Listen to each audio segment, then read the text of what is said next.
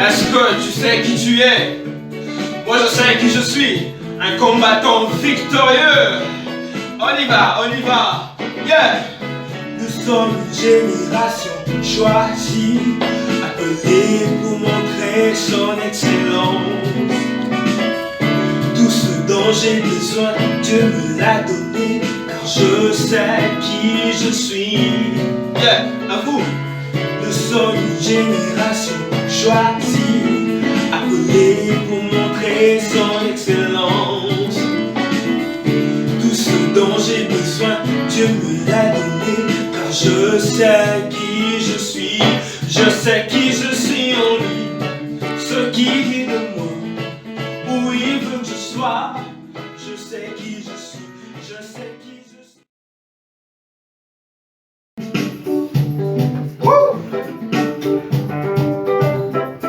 Ton nom est si merveilleux, Jésus. Ton nom est si merveilleux, Jésus. Oh, ton nom, Jésus. Ton nom est si merveilleux. Ton nom est si merveilleux. Ton nom est si merveilleux, Jésus. Oh mon Dieu. Ton nom est si merveilleux. Ton nom est si merveilleux. Ton nom est si merveilleux, Jésus. Alléluia.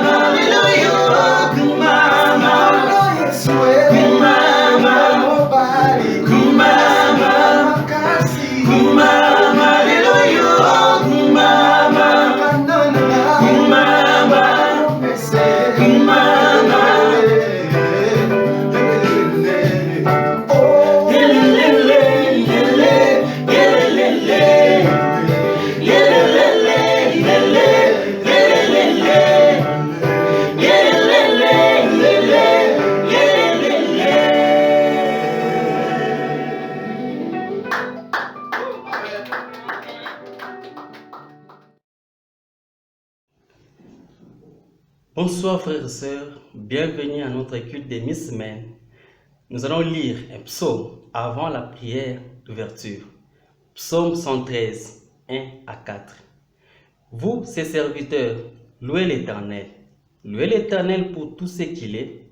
Que l'Éternel soit loué dès maintenant et toujours. De l'Orient jusqu'à l'Occident, que l'Éternel soit loué. L'Éternel est élevé au-dessus de tous les peuples. Sa gloire est plus haute que les ciels. Prions. Seigneur Dieu Papa, nous te sommes infiniment reconnaissants de tout ce que tu es. Papa, si nous sommes là ce soir, c'est tout simplement parce que tu les permets. Dieu de gloire, c'est toi qui as pris soin de tout et chacun, Seigneur. Nous avons eu à pouvoir commencer la semaine. Nous étions dans les occupations par-ci, par-là. Toi, tu as été là pour nous garder. Seigneur Dieu, Papa, nous te sommes vraiment reconnaissants parce que nous ne méritons pas, Papa, tout ce que Dieu, toi, tu nous accordes comme grâce et privilège. Dieu de gloire, avant même d'aller plus loin avec cette prière, nous venons te remettre nos cœurs, Seigneur Dieu. Papa, en regardant comment nous marchons, Seigneur Dieu, nous reconnaissons, Papa, que nous avons eu des pensées indignes devant toi. Nos paroles, Papa, ne t'ont pas donné gloire. Et même les actions que nous avons eu à commettre, Papa, n'étaient pas conformes à ta volonté. Père, nous venons humblement te demander pardon. Pardonne-nous, Seigneur Dieu. Sanctifie-nous, lave-nous, purifie-nous pour que nous puissions être dignes de toi et que le culte, Papa, que nous voulons te présenter, Papa, toi, tu puisses l'agréer du début à la fin. Merci, Papa, pour ce pardon. Et nous voulons, oh Dieu, entre tes mains, te confier les différentes étapes de notre culte. Les annonces, Papa, je prie pour ces moments. Utilise les frères qui va nous partager ces annonces, Papa, qu'il les fasse, Seigneur, et nous, tes enfants, nous puissions être attentifs, Seigneur, à tout ce que Dieu, toi, tu as à nous montrer, Seigneur, concernant les programmes de ton Église, voire les nouvelles. Merci aussi pour la collecte, Papa, où nous serons refixés, Seigneur Dieu. Nous voulons entre tes mains aussi te confier les moments du message. Papa, c'est vrai. Ton Église, tu nous as bénis, Seigneur. Nous sommes en train d'apprendre sur le livre des Judes. Je prie vraiment pour l'enseignement que nous allons encore avoir ce soir. Utilise, Seigneur Dieu, ton serviteur, qui va nous parler de ta part. Mais des mots justes. Et surtout nous qui allons aussi écouter ces messages, Seigneur Dieu, que ces messages trouvent sa place dans nos cœurs, dans nos vies, pour que nous puissions le mettre en pratique. Merci Seigneur Dieu, Papa, pour les changements qui seront produits dans nos vies. Et nous voulons vraiment, oh Dieu, te voir à l'œuvre. Merci Seigneur Dieu pour ton Église à travers les mondes. Ton Église, Seigneur Dieu, en Afrique et aussi ici au pays, Papa. Nous avons besoin de te voir à l'œuvre. Nous voulons te confier tous nos dirigeants, Seigneur Dieu, mais aussi tous les frères et sœurs, où qu'ils soient, que tu puisses vraiment nous accompagner. C'est aussi toi qui es la solution aux différents problèmes de tes enfants. Nous savons une chose, Papa, toi, tu vas agir. C'est pourquoi nous te faisons confiance. Merci vraiment d'être avec nous. Nous voulons te voir à l'œuvre. C'est toi qui commences avec nous ce culte. Tu vas les cheminer, Seigneur Dieu, et aussi sa fin, c'est toujours avec toi que nous allons le faire. Dieu de gloire, nous te prions avec reconnaissance. Au nom de Jésus, Amen. Bonjour frères et sœurs, c'est Max Saplanche pour les annonces ce jeudi 30 juillet 2020. Ça fait quelques jours que nous sommes avec vous dans vos maisons pour notre culte virtuel. Et je vais passer tout de suite aux annonces. D'abord, je remercie la chorale qui a commencé le culte avec nous, et aussi Daddy qui a fait la prière d'ouverture. Donc, tout de suite après, je vais passer aux annonces. Le message du jour sera prêché par Moses Kalala, notre évangéliste et pasteur et enseignant. Je reviendrai pour le rappel des annonces, et pour la prière de clôture, Daddy reviendra. Donc, alors, pour les annonces, nous allons continuer à prier pour la paix en RDC. Nous allons aussi continuer à prier pour que le Covid puisse diminuer et disparaître. Et nous allons aussi prier pour le personnel de santé qui est la première ligne de défense contre le Covid. Et ces derniers temps, les statistiques sont en train d'évoluer progressivement dans le meilleur. Il faut vraiment prier pour que Dieu puisse faire quelque chose pour le Covid et épargner la RDC et épargner nos vies aussi. Alors, pour les frères et sœurs qui sont malades, les demandes de prière, c'est pour Maman Mado Mandiango et Madone Tumba, Élise et Faïda, Cédric et Aldin, David Chitenga et le fils de notre sœur Inès. Nous avons aussi une mauvaise nouvelle, une triste nouvelle. Nous avons notre frère Alain et Kalunga qui a perdu son grand-père. Et les funérailles se feront ce samedi 1er août. Donc, nous pouvons lui témoigner nos sympathies à travers ce numéro de téléphone. Et comme toujours, nous insistons, à cause du COVID-19, nous pouvons exprimer nos sympathies de manière virtuelle, au téléphone, sur WhatsApp et envoyer nos notes de condoléances, un appel. Ça va toujours réconforter notre frère. Et l'idéal, l'important, c'est de se protéger soi-même et de protéger les autres. Donc, on va prier pour tous ces sujets-là avant de continuer avec les annonces. Père Saint, nous te remercions infiniment pour ta bonté et ta fidélité envers nous. Nous te remercions, Père, pour les avancées et les progrès qui se font dans la lutte contre le coronavirus, et nous te remercions de ce que les chiffres semblent se stabiliser dans un certain sens, et nous prions, Père, que les chiffres continuent à diminuer, et nous te remercions, Père, pour les frères et sœurs que tu as pu garder en vie. Et nous te remercions aussi, Père, pour tout le personnel hospitalier, et nous prions que tu sois avec eux, tu les protèges pour qu'ils puissent aider la population à se protéger et rester en santé. Nous prions pour les médecins, les infirmières et le personnel hospitalier administratif, que tu puisses les protéger, et nous avons des frères et des sœurs qui jouent ce rôle. Donc nous prions, Père, que tu puisses les protéger d'une manière spéciale. Nous prions aussi pour les malades qui sont parmi nous. Te remercions pour la santé que tu as déjà offerte à plusieurs des frères et des sœurs qui étaient sur nos listes, et te remercions qu'ils sont plus sur cette liste, qu'ils sont en convalescence ou ils sont totalement rétablis. Et nous voulons prier pour ces frères et sœurs qui sont sur notre liste. Nous voulons prier pour Mano Mandjangu, pour Mado Ntumba, pour Élise Mabwini, pour Faïda Chungu. Et nous prions pour notre frère Cédric Madialdi, pour Aldin Kiedi et David Chitenga et le fils de notre sœur Inès. Nous voulons aussi prier, Père, pour que tu apportes ton réconfort à notre frère Alain et à sa famille, et que tu puisses l'aider à supporter cette douleur et cette peine de la disparition de son grand-père, Père. Et nous prions que nous puissions être là pour l'encourager aussi, et qu'on puisse lui témoigner notre sympathie.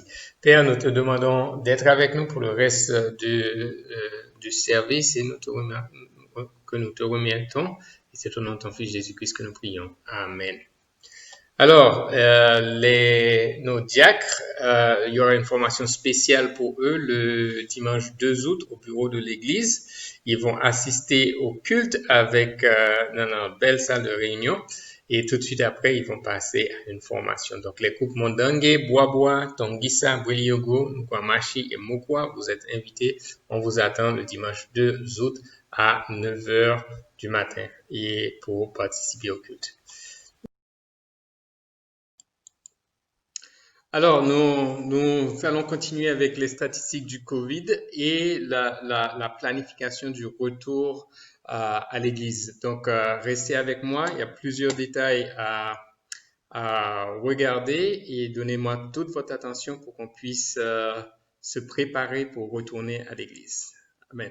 Alors, les cas du COVID-19, à la date du 28 juillet, c'est 8 931 cas. Et ça continue à augmenter, mais beaucoup moins qu'avant. Et le nombre de cas actifs, c'est 2623 cas. Et il y a beaucoup de guéris, 6095 cas. Mais par contre, les décédés continuent à augmenter, et on est à 213 cas. Donc, la ville de Kinshasa encore est en tête de peloton avec 7525 cas. Et le Congo central est plutôt stable, et le Sud Kivu, le Nord Kivu et le Haut-Katanga sont en train d'augmenter, et nous avons 15 provinces touchées.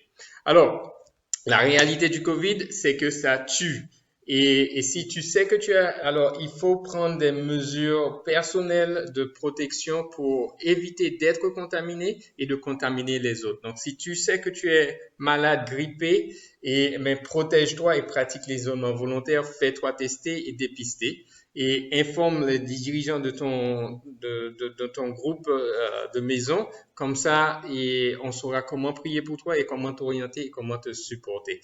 Alors, n'expose pas les autres et alerte les personnes avec qui tu avais des contacts, informe de l'évolution de la santé de tes proches aussi. Alors, et nous connaissons les gestes barrières, on va en parler davantage tout à l'heure. Et maintenant, on va surtout les mettre en pratique les uns envers les autres, les uns avec les autres, pour se protéger chacun. Alors, nous connaissons où est-ce que nous pouvons faire nos tests et qui sont sur cette liste, on les connaît déjà. Et là, je vais parler maintenant de l'état d'urgence. On a dit qu'il est levé, la pandémie n'a pas disparu et nous devons nous préparer à retourner à l'église. Alors, la date, c'est le 16 août prochain. On sera tous ensemble, mais pas tous ensemble, on sera ensemble à l'église. Et on va voir comment faire ça. On aura d'abord une formation du protocole des 3 secteurs. Donc, je demande déjà aux frères et aux sœurs de chacun des secteurs de contacter vos dirigeants ou de vous laisser contacter pour apporter votre support au protocole. Donc, il y a une formation spéciale du protocole qui va être faite par le docteur Pali et des infirmières de l'église pour nous aider à nous protéger et que le protocole puisse aider les frères et sœurs à se protéger quand ils rentrent à l'église. Donc, on aura besoin de 5 membres spécialement entraînés pour le protocole. Si tu as déjà travaillé dans le protocole, c'est le moment de te proposer. Mais sinon, on va t'appeler quand même. Donc, on va débuter les cultes le 16 août et voici les instructions pour se protéger déjà. Alors, la première chose, c'est que nous allons réouvrir l'église en 2 cultes dans chacun des secteurs de 1 heure de temps. Donc, on va diminuer la durée de temps de notre culte. Ça veut dire qu'il n'y a pas de place au retard. Donc, chacun doit vraiment venir à l'heure pour participer à son culte. D'accord? Donc, on aura d'abord un culte des célibataires et des étudiants qui se fera à la première heure du jour de notre culte.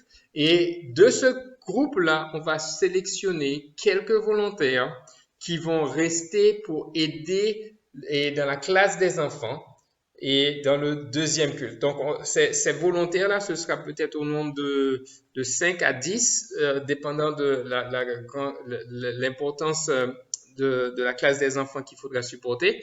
Et deuxièmement, on aura un culte de famille qui se fera la 2e heure de notre culte. Donc, si par exemple, on va prendre le groupe de la Lukunga, nous avons notre culte à 9h, eh bien à 9h, ce sont les célibataires et les étudiants qui vont venir.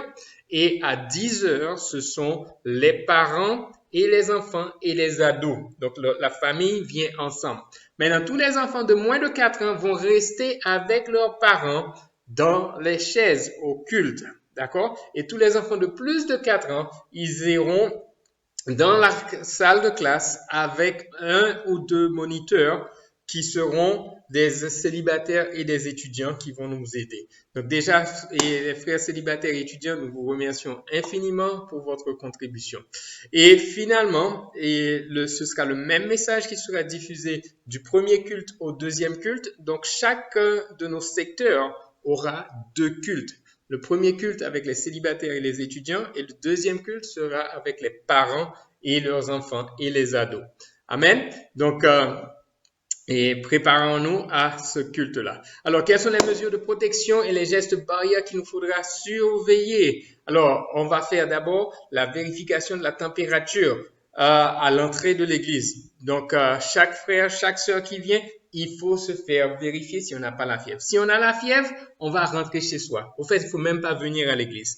Amen. Maintenant, si ta température est normale, tu peux entrer. D'accord? Maintenant, le port du masque est obligatoire durant toute la durée de votre présence au culte.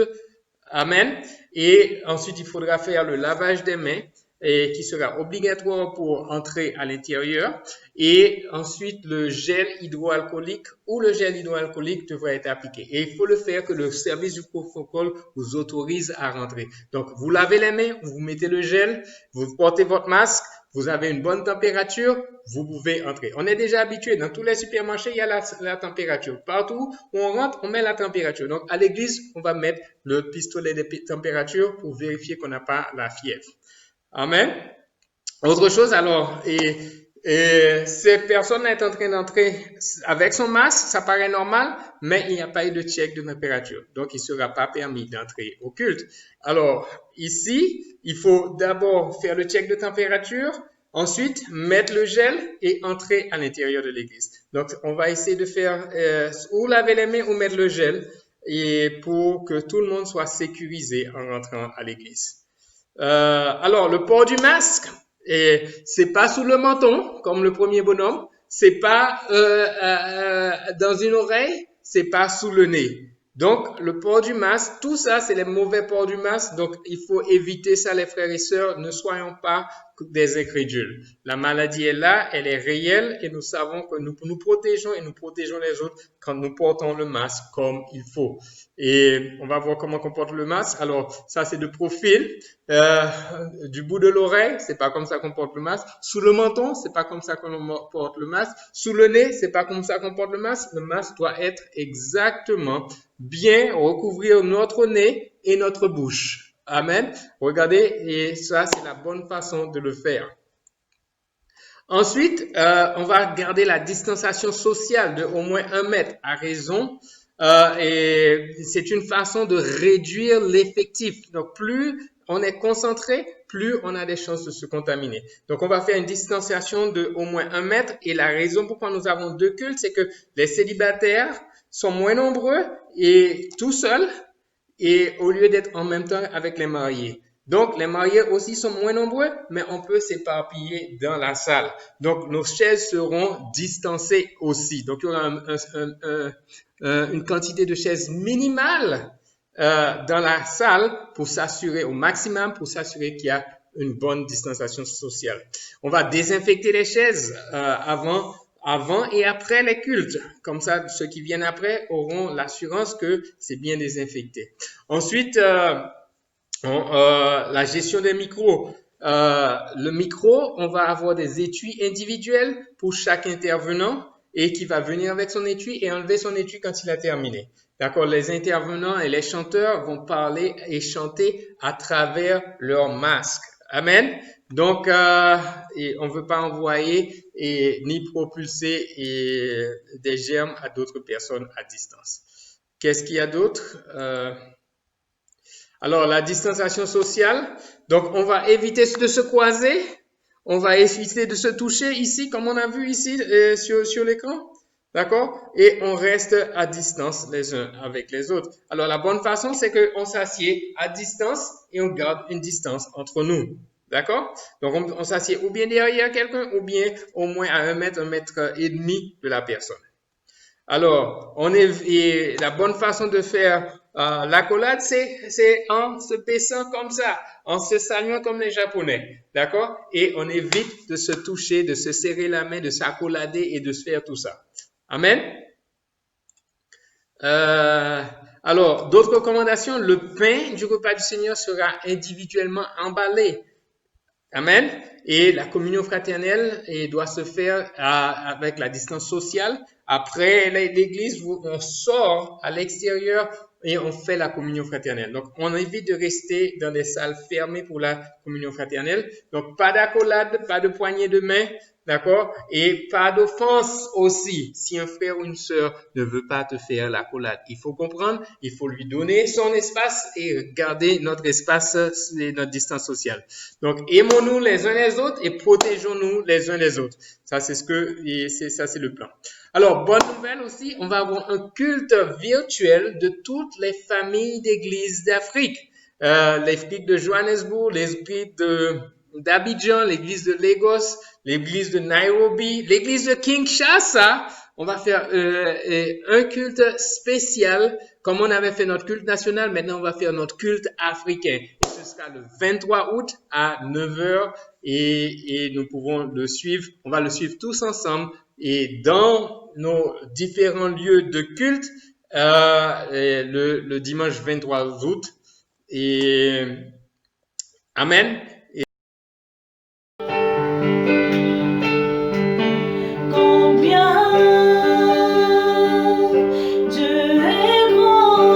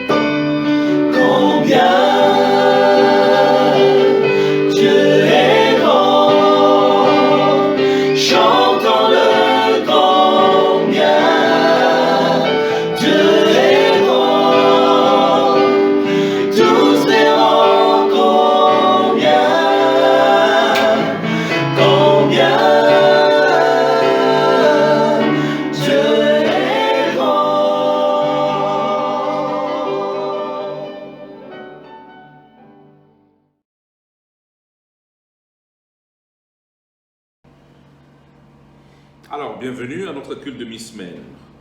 Nous allons devoir partager la parole de Dieu ensemble. Je pense que nous, frères et sœurs, nous sommes contents de nous retrouver encore une fois de plus. Nous sommes à la fin de cet épître que nous avons commencé il y a quelques semaines.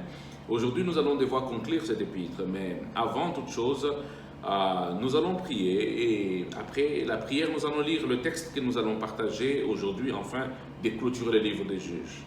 Alors, baissons nos têtes et prions, s'il vous plaît. Père éternel, nous te disons merci pour ton amour, ta bonté, Seigneur. Merci pour le privilège que tu nous accordes de pouvoir partager ta parole. Et nous savons très bien que ta parole est la vérité. Ta parole est capable de nous transformer et nous changer, Père. Ta parole comble le besoin de chacun de nous. Je prie, Père, qu'à travers ce message que nous allons entendre ce soir, tu touches nos cœurs, tu nous parles et tu nous transformes. Père, merci. C'est dans le nom puissant précieux de notre Seigneur Sauveur Jésus que nous avons ainsi prié. Amen. Alors, le texte que nous lisons se trouve au verset 20, du verset 20 jusqu'au verset 25. C'est ce que nous allons lire. Mais vous, bien-aimés, vous édifiant vous-même sur votre sainte foi, priez par le Saint-Esprit, conservez-vous dans l'amour de Dieu, en attendant la miséricorde de notre Seigneur Jésus-Christ par la vie éternelle.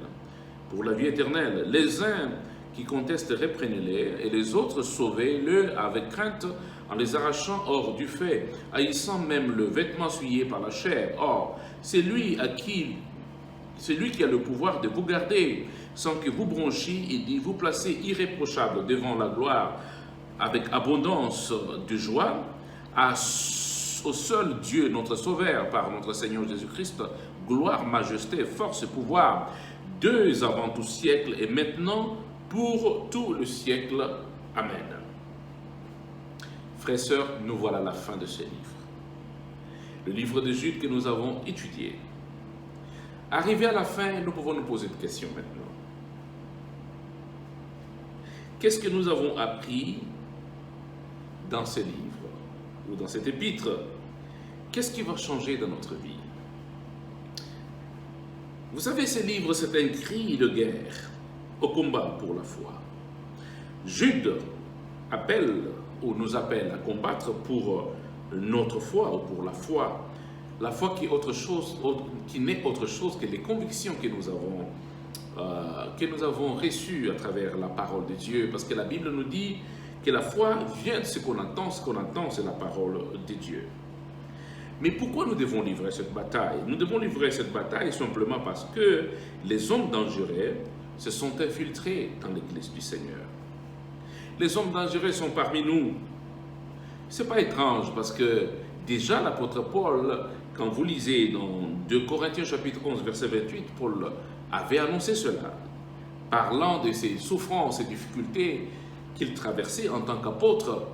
Paul a cité même qu'il était en danger au milieu de faux frères. Et quand on parle de faux frères, on sous-entend qu'il y a aussi de faux sœurs. Jude passe à la grande vitesse pour nous montrer que le jugement est certain. Le jugement qui est réservé à ces mauvaises personnes, à ces hommes dangereux, et Jude dit que Dieu leur réserve un jugement terrible. Et personne ne pourra échapper à ce jugement. Par exemple, Dieu est en train de montrer dans le livre des Juges que Israël a été jugé. Ils sont sortis de la terre promise, mais Dieu ne les a pas gardés dans leur mauvais comportement parce qu'il les a fait sortir de l'Égypte, mais ils sont passés par le jugement de Dieu et quelques-uns sont entrés dans la terre promise. Nous avons vu les anges déchus qui ont passé beaucoup de temps dans la présence de l'Éternel, mais à cause de leur désobéissance, à cause de leur péché, ils n'ont pas échappé au jugement de Dieu. Sodome et Gomorrhe également n'a pas échappé, les deux villes n'ont pas échappé au jugement de Dieu. Ces hommes dangereux ne pourront jamais échapper au jugement de l'Éternel. Si Dieu n'a pas épargné ces anges déchus, si Dieu n'a pas épargné Sodome et Gomorrhe, et si Dieu n'a pas épargné Israël, Dieu ne pourra jamais épargner le méchant. Ces méchants ont un comportement et un caractère dangereux. Cela veut dire qu'ils ont un mauvais caractère. Et ce mauvais caractère et ce comportement Jude a pris le temps de nous expliquer les gens dans la Bible à qui ressemblaient ces hommes dangereux. Jude a parlé de Caïn, qui avait un comportement pas bien. Son comportement qui était de manque d'amour et qui l'a poussé même à tuer son propre frère. Jude est allé plus loin pour nous montrer le comportement de Balaam. Balaam qui avait l'amour de l'argent et la cupidité. Jude nous a montré le comportement de Corée qui avait l'esprit de division et de la rébellion. Et si nous parlons aujourd'hui des mauvais comportements, et ce mauvais comportement est caractérisé par ce genre de vie. Les hommes dangereux étaient rebelles. Ces hommes dangereux étaient pleins de divisions. Ces hommes dangereux étaient cupides. Ils avaient l'amour de l'argent et ces hommes dangereux manquaient d'amour pour les autres. Ils étaient capables même à tuer leurs propres frères.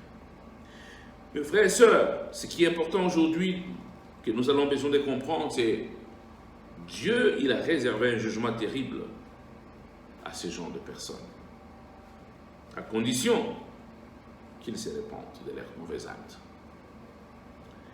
Mais parce que dans l'Église, ces hommes se sont infiltrés, il est donc important pour nous de noter que Jude ne nous demande pas de les attaquer. Jude ne nous demande pas vraiment de les poursuivre. Mais Jude est en train de nous montrer simplement que ces personnes représentent un danger terrible pour l'Église. Mais ce que nous devons faire, c'est quoi vraiment vis-à-vis de ces personnes? Je nous montre que nous devons nous concentrer sur notre propre marche avec Dieu. Ça, c'est la première des choses que nous devons faire. La deuxième chose, c'est que nous devons aider d'autres personnes qui ont été touchées par l'influence de ces mauvaises personnes. Et troisième chose, c'est que Jude nous demande de nous concentrer sur Dieu. C'est-à-dire, compter sur Dieu, car Dieu s'occupera d'eux. Mais si nous voulons analyser un peu ce que ça veut dire, regarder ou se concentrer sur nous-mêmes, se concentrer sur nous-mêmes, se regarder en nous. Chacun de nous doit prendre le temps de se regarder et pour savoir simplement s'il est en harmonie avec Dieu. Plus souvent, nous nous préoccupons des autres, nous nous préoccupons de ce que les autres font, mais nous oublions vraiment de nous regarder, de nous faire l'auto-examination de notre propre vie et de notre marche avec Dieu. Comment ça va notre marche avec le Seigneur? Comment ça va notre relation avec Dieu? Au lieu de passer du temps à poursuivre des hommes méchants, les gens qui ont un comportement dangereux, Jude nous encourage à retourner à nous-mêmes et de voir si nous sommes en harmonie avec Dieu. Je nous encourage de garder et de nous regarder et voir si nous sommes en train encore de grandir spirituellement. Est-ce que nous n'avons pas arrêté notre croissance? Frères et sœurs, nous savons très bien que la croissance spirituelle vient de notre relation avec Dieu. Le fait que nous passons du temps avec le Seigneur, le fait que nous sommes dans la prière, le fait que nous partageons notre foi avec les autres. Ces éléments nous poussent à grandir dans la foi.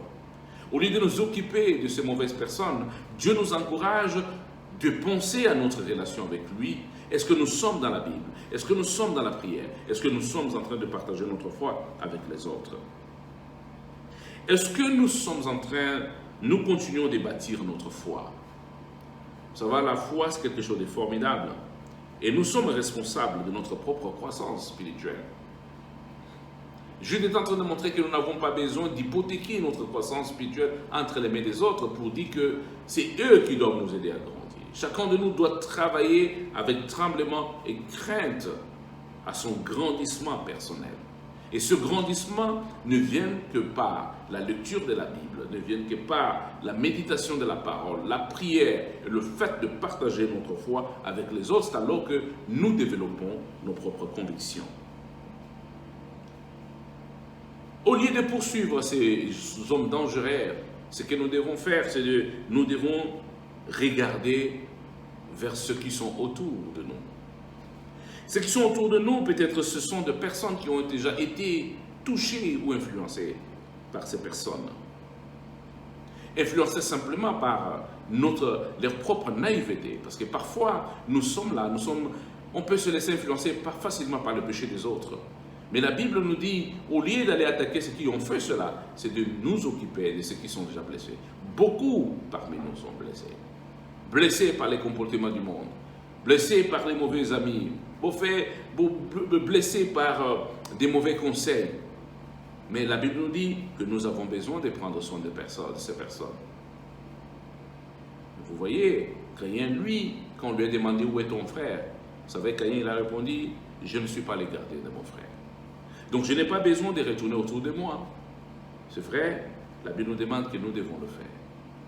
Mais parmi ces personnes, il y a ceux qui se sont laissés influencer par les propres naïvetés, mais il y a d'autres par les propres décisions, les propres volontés. Ils ont décidé d'aller dans le mal, de faire le péché, et la Bible nous demande de les confronter. En tant que chrétiens, nous devons avoir le courage de confronter ceux qui sont dans le mal pour les aider à se repentir et revenir vers notre Seigneur. Et enfin, troisième chose, c'est que nous devons regarder vers le haut. Vers le haut, pourquoi? Simplement parce que Dieu, il est capable de nous protéger, de nous empêcher de trébucher. Dieu, il est capable de nous garder et de nous préserver du mal. Et nous garder pour nous présenter vers lui sans faute ni tâche. Voilà trois choses très importantes, très capitales que nous devons faire en fin de ce livre. Les hommes dangereux sont infiltrés parmi nous. Les hommes dangereux sont rentrés dans l'église.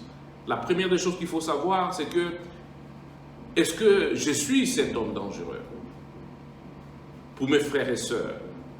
Est-ce que je suis en train de communiquer la foi ou je suis en train de détruire la foi des autres? Et si je ne le suis pas, est-ce qu'il y a d'autres hommes dangereux qui se sont infiltrés dans l'église et qui ont eu l'impact dans ma bergerie, qui ont touché mes frères et sœurs, et que les frères aujourd'hui sont affaiblis, découragés, abandonnés à eux-mêmes? Et qu'est-ce que j'ai besoin de faire? C'est de prendre soin d'eux, c'est de penser les blessures, c'est de le relever, c'est de le fortifier, c'est de le former à se lever. Et enfin, ce que j'ai besoin de faire, c'est de regarder vers le Seigneur. Parce que le Seigneur, il est fidèle. Le Seigneur s'occupera de ces personnes et Dieu réglera leurs comptes. Tout ce que nous avons besoin de faire, c'est de lever nos yeux vers lui, qui peut protéger, qui peut garder, qui peut sauver et qui peut relever.